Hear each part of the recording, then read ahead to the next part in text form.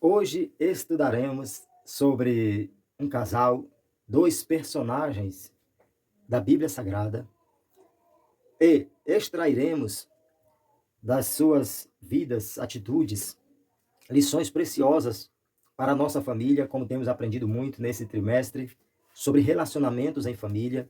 E hoje o tema é os prejuízos da mentira na família. Os prejuízos da mentira na família, lição de número 11, a ser estudada dia 11 de junho de 2023.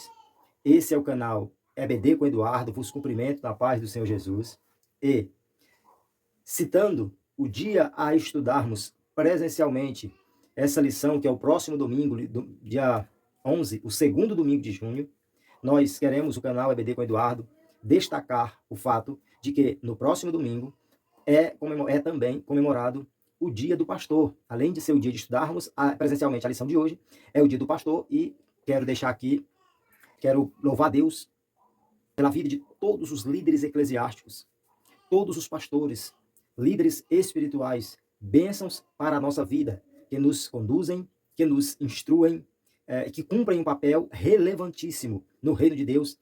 Que Deus continue abençoando todos os pastores, todos os homens de Deus que amam fazer a sua obra, cumprir o seu ministério, que amam a palavra do Senhor e procuram fazer a sua vontade. Que Deus continue abençoando, parabenizando a todos os pastores da Assembleia de Deus de Rondônia do Pará, da qual faço parte, da pessoa do pastor presidente, pastor Rivaldávio de Oliveira, e demais pastores, vários homens de Deus que são uma bênção, exemplares, pessoas de ministério a serem seguidos. Que Deus continue abençoando o nome de Jesus. Nenhum pastor é perfeito, mas todos os pastores que procuram fazer a vontade de Deus são bênção para a igreja do Senhor. Então nós temos na lição de hoje sobre os prejuízos da mentira na família. Destacar aqui rapidinho, o texto áureo diz, eu vou resumir o que diz o texto áureo. Não minta, pois você já se desfez, se despiu do velho homem. Ou seja, você já não é mais aquela velha criatura, aquele velho homem. Você agora é uma nova pessoa. Você agora é uma nova criatura. Portanto, não deve viver na mentira, com a mentira. Então, Colossenses 3, 9. E a verdade prática diz que a mentira não produz fruto para o bem. Então, nós precisamos ter bem aclarado isso em nossas vidas, de que a mentira não é algo a ser seguido por alguém que hoje serve a Deus, conforme o nosso texto áureo, e a verdade prática está dizendo que ela não produz fruto para o bem. A mentira só produz fruto para o mal, só produz coisa ruim, só leva o ser humano àquilo que não é bom. Portanto, nós precisamos viver a verdade, viver na verdade. Então, nós vamos estudar hoje sobre a história de Ananias e Safira, um casal que teve a sua história marcada negativamente pela mentira que eles proferiram. E essa história ocorre no início da história da igreja. E esse fato de ter sido no início da história da igreja é relevante para o contexto dessa história. Nós vemos que havia no início da história da igreja, na igreja pós-Pentecostes, ou seja, o Pentecostes foi o evento que inaugurou o nascimento da igreja.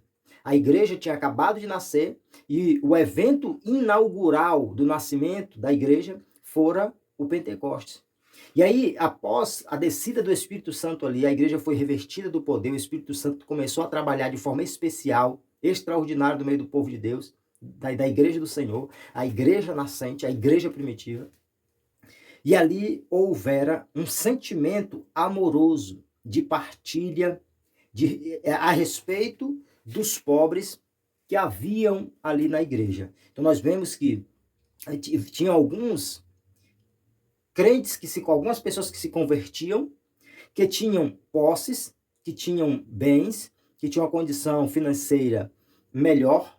Eles negociavam suas heranças, suas propriedades e depositavam o recurso financeiro que eles tinham conseguido ou seja, o dinheiro da venda das suas propriedades, junto aos apóstolos, aos pés dos apóstolos.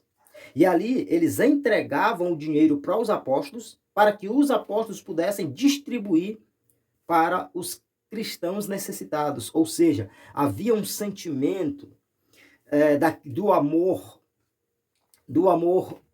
que sente a necessidade do outro a ponto de dividir aquilo que se tem para que o próximo não padeça, não sofra. Então havia um sentimento profundo de amor, de partilha, de cooperação entre os irmãos da igreja. E aí nós vemos que Ananias e Safira eram um casal dessa época e que deixaram ser dominados por um sentimento terrível, que é a inveja e o desejo de chamar a atenção das pessoas. Deixaram aflorar o sentimento da inveja e quiseram chamar a atenção das pessoas. Nós vamos, portanto, nessa história, estudarmos o perigo que a mentira traz para a família cristã. E nós veremos que além de tragédia espiritual, a mentira traz também tragédia familiar. Então nós temos 3 tópicos, o primeiro com 4 subtópicos, o segundo com 2 subtópicos e o terceiro com 3 subtópicos. Primeiro, uma conversão duvidosa. Primeiro subtópico, por que uma conversão duvidosa? As atitudes deste casal que nós acabamos de citar, Ananias e Safira, não revelavam que aquele casal não demonstrava, atitudes deles não demonstrava que eles haviam sido alcançados pelo poder do evangelho.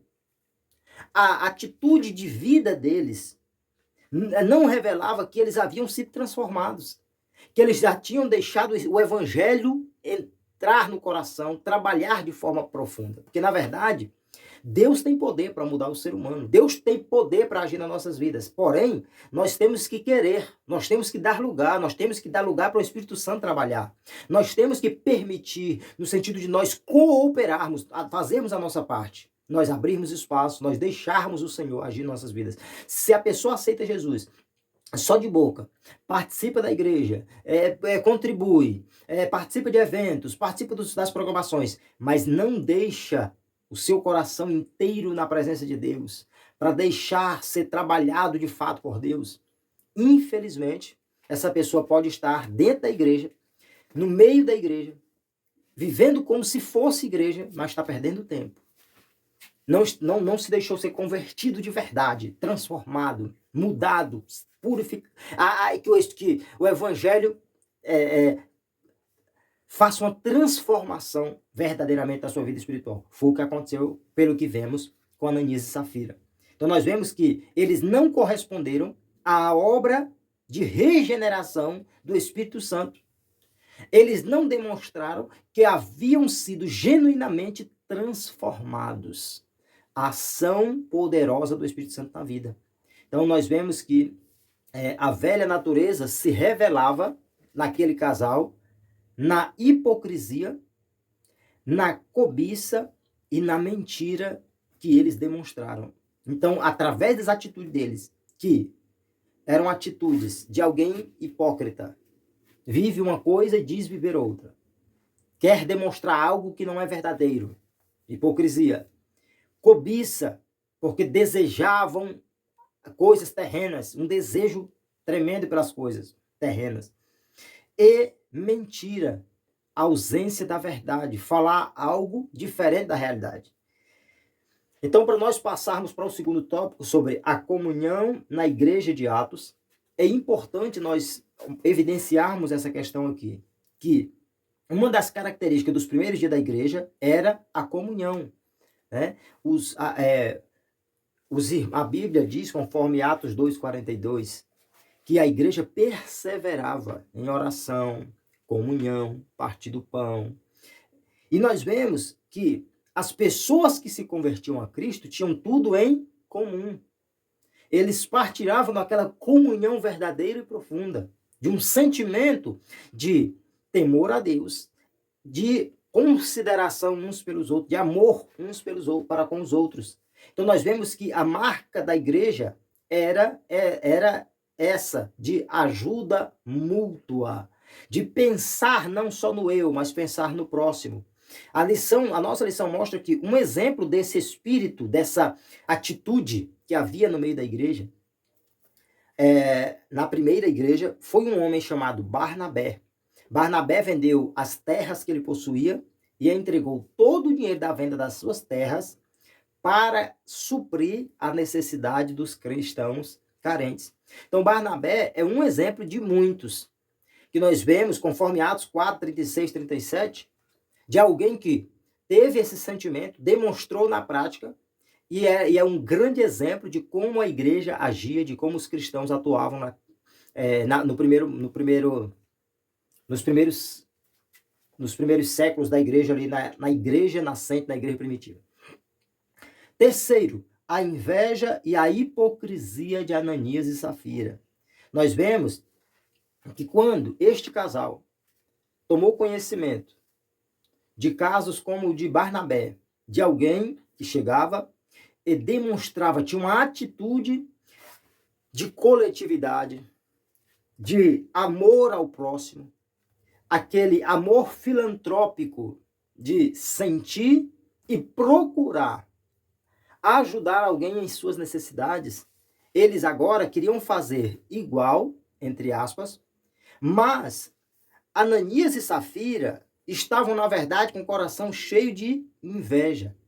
Quando eles viram ali aquela coletividade, aquela atitude amorosa das pessoas como Barnabé, ao invés de eles tomarem atitude exatamente igual, eles tomaram atitude, na teoria, igual a daqueles que agiam com amor, mas com a intenção errada. Abro parênteses e fecho rapidinho. Nós precisamos ter muito cuidado. Nem todo mundo que prega está pregando o evangelho de Cristo. Nem todo mundo que prega está de fato com desejo de fazer a vontade de Deus. Nem todo mundo que canta está de fato louvando.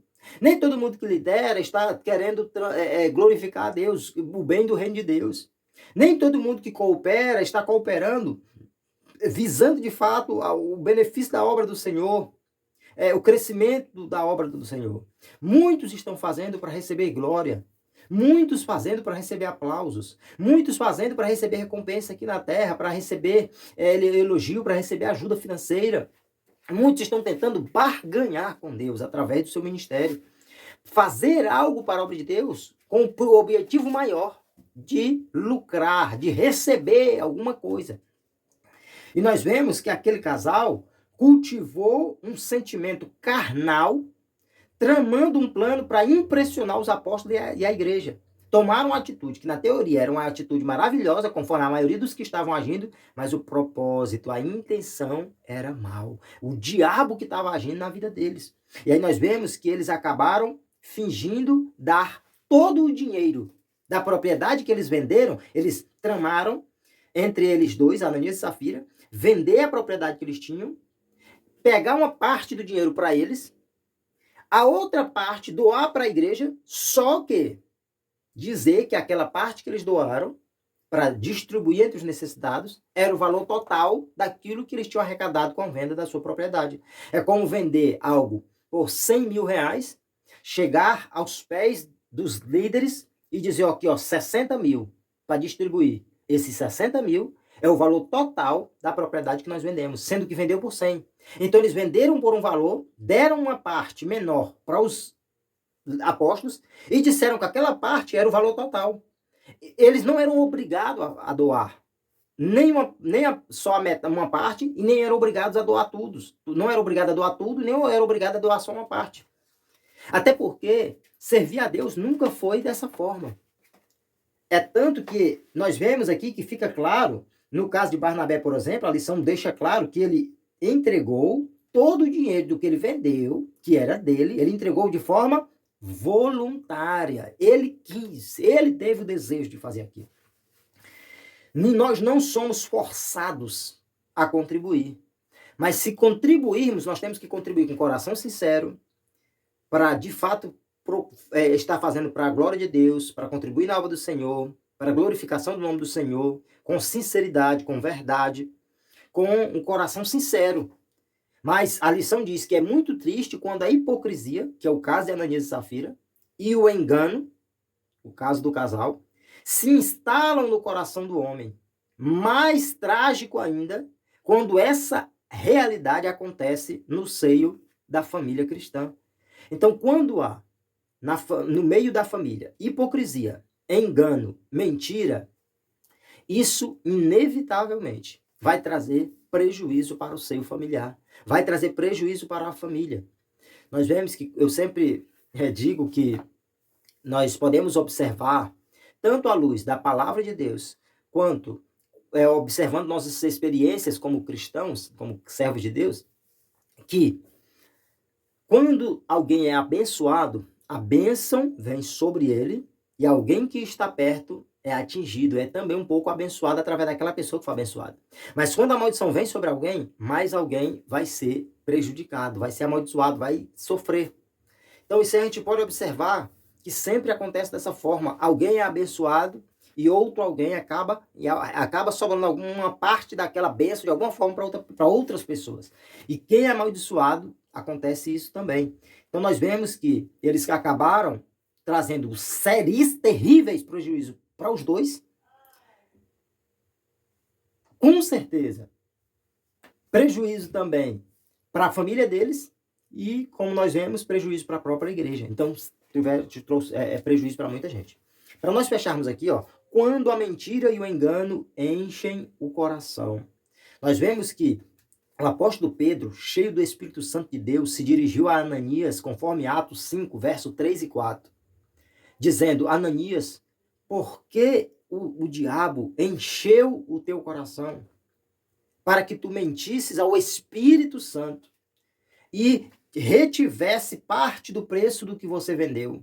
Ou seja, por que você deixou ser levado pelo inimigo? Por que você deixou o inimigo te usar? E você se deixar usado pelo inimigo e mentir ao Espírito Santo. Ou seja, você não mentiu só para os apóstolos, você não mentiu só para a igreja, você mentiu para o Espírito Santo, você mentiu para Deus, né? Então ele diz, ó, guardando o teu dinheiro, não ia ficar para ti? E vendida a tua propriedade, não estava no teu poder? Ou seja, se tu vendeu, não é teu? Por que formaste este desígnio em teu coração? Ou seja, por que você mentiu? Que necessidade tinha? Por que você não pegou aquela propriedade e vendeu para você? Por que não reteve o dinheiro, já que você não queria doar tudo, né? Então é muito melhor a pessoa não contribuir do que contribuir com objetivo fora da direção de Deus. E aí o apóstolo Pedro diz, não mentiste aos homens, você mentiu para Deus. E aí, então, nós vemos que o apóstolo Pedro também tratou com a esposa de Ananias, a Safira. Deus usou o apóstolo Pedro. E ali, sem que a Safira soubesse que o marido dela já tinha caído morto, Deus fala com ela através de Pedro. Atos 5 e 9. Porque é que entre vós vos concertaste, ou seja, vocês acordaram, vocês fizeram um acordo para tentar o Espírito do Senhor. Né? Então nós vemos que o casal se deixou dominar pela mentira e pelo engano. Então nós vemos que, conforme a nossa lição diz, que ao tentar enganar a liderança local da primeira igreja, na verdade, eles mentiram contra o Espírito Santo, voltando-se diretamente contra Deus. Então, alguém pode achar que está enganando os homens, a liderança, mas ele está tentando enganar o próprio Deus, que conhece todas as coisas e que não se deixa de fato enganar. Alguém pode enganar Deus na sua ótica, mas na ótica do Todo-Poderoso, ninguém poderá enganar Deus porque ele conhece todas as coisas, ele sabe de tudo. O Senhor da obra não se deixa enganar. Segundo tópico, o problema da mentira dentro da família. Primeiro, a mentira produzida dentro da família. Ananias e Safira imaginaram que poderiam tirar proveito do desconhecimento das pessoas. Então eles acharam que ia conseguir ter êxito, conseguir tirar proveito do fato de que os demais irmãos, os demais crentes, não sabiam, como de fato não sabiam. Então, pelo fato de eles não saberem por quanto eles venderam a propriedade, eles acharam que iam tirar vantagem, tirar proveito. Nós vamos dar menos para a igreja, vamos ganhar a fama como os demais, de que repartimos tudo que nós tínhamos da nossa propriedade, mas na verdade nós vamos ficar com uma parte para nós. Então eles acharam que ia tirar vantagem, mentindo dessa forma com o objetivo de chamar a atenção para eles. E a nossa lição diz que isso fala a respeito de pessoas que se dizem cristãs, mas mantêm velhos hábitos da vida humana. Então nós vemos que tem muitos cristãos assim, ou seja, muitas pessoas dentro da igreja que se dizem cristãos, que se dizem igreja, que se dizem crente, agindo dessa forma. Agindo com maldade no coração, com má intenção, com mentira, com engano. Achando que estão enganando pessoas, achando que estão agindo contra pessoas, lidando só com pessoas, mas estão lidando com Deus. A igreja é o povo de Deus. O Senhor da igreja é Deus. Então nós não podemos, ninguém pode tentar prejudicar a igreja do Senhor. Nós vemos que quando Paulo perseguiu a igreja, Deus diz, por que tu me persegues? Né? Então, se alguém tenta enganar a igreja, está tentando enganar a Deus. Porque vive uma vida de qualquer jeito, achando que está enganando a igreja, na verdade está tentando enganar, é como se estivesse tentando enganar a Deus. Mas Deus conhece todas as coisas. Segundo subtópico, a parte final do primeiro tópico ainda diz assim, ó, que o Espírito Santo, primeiro subtópico do segundo tópico, o Espírito Santo se entristece quando dentro da família, esposo, esposa, filhos e filhas ou algum outro membro da família fazem da mentira um estilo de vida. Tem crente que já se converteu há um bom tempo e continua com mentira atrás de mentira. Ele vicia ao faltar com a verdade. Acostumou a mentir. Já está fazendo parte da igreja, mas continua vivendo como se não fosse cristão. E isso, conforme nós vemos aqui, é algo que entristece muito o Santo Espírito. Quando há algum membro da família que está agindo com mentira. E isso está trazendo prejuízo espiritual e em outros âmbitos para a família. Então aqui o segundo subtópico. Quem faz uso da mentira está dominado pelo poder da carne. Quem está vivendo na mentira, usando a mentira, agindo com a mentira, andando com a mentira, ele não está agindo na direção do Espírito Santo, ele está se deixando ser dominado pela ação carnal. Ele está deixando aflorar os desejos da carne. Nós vemos que espera-se do cristão, conforme nós vemos na nossa lição, espera-se do cristão que crucifique a sua carne com as suas paixões. Ou seja, que o cristão viva de fato dominado não pela carne, mas pelo Espírito. Ou seja, não tome atitudes conforme os desejos da carne, mas procure agir na direção do Espírito Santo, viver na direção do Santo Espírito de Deus. Então, toda e qualquer mentira, por mais ingênua que possa parecer, tem sua fonte no diabo, que é o seu pai. Nós vemos que o diabo é o pai da mentira. Às vezes, o pai ou a mãe, em um momento simples da vida, comete ali o erro de dizer algumas mentirinhas para os filhos. Né? E aí nós temos que sempre bater nessa tecla. Nós não podemos ficar com qualquer tipo de mentira, até porque nas coisas simples o diabo pode agir fazendo com que a pessoa minta, e isso traz prejuízos. E via de regra, a pessoa que mente em coisas simples, daqui a pouco ela se vê em coisas mais embaraçosas. Então, mesmo em coisas simples, precisamos sempre agir com a verdade na nossa família. Então, nós vemos que se a mentira domina o crente, significa que ele não está mais no espírito, mas na carne. Então, o crente que anda no espírito, que vive na direção do Espírito de Deus, ele anda com a verdade. Ele não aceita a mentira. A mentira é para quem anda na carne. Para nós finalizarmos, terceiro tópico, protegendo a família da mentira e da hipocrisia. Primeiro, cuidado contra os defeitos morais no lar. nós estamos vivendo uma era muito difícil, porque o padrão moral e o padrão moral e espiritual da sociedade está caótico. E isso tem infiltrado no meio das igrejas.